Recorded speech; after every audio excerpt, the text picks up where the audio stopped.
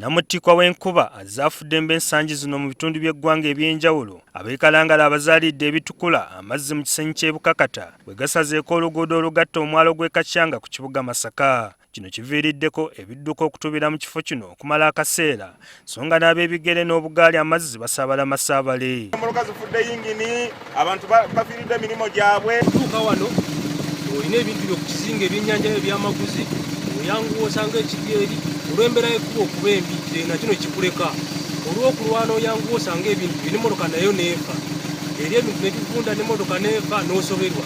Ssentebe wa disitulikiti Wile Lugoloobi ne RDC Kalangala bagamba nti embeera eneevudde ku baapatana okukola oluguudo luno abakola omulimu guno mu ngeri ey'akasoobo. Bano aba contractors abaweebwa omulimu mu contract yaabwe baali balinamu ekintu ekyokukola forward maintenance.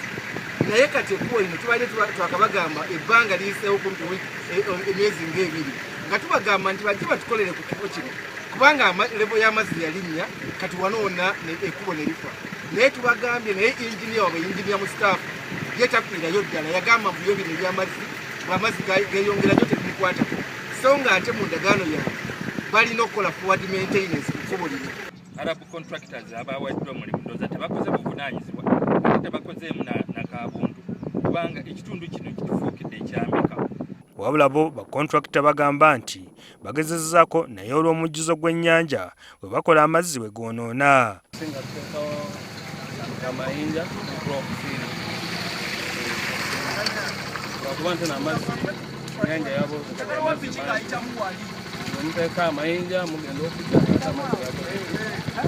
Mu kiseera kino kigambibwa nti abasuubuzi b'e Kalangala buli lunaku bafiirwa ensimbi nnyingi olw'oluguudo okubeera mu mbeera eno.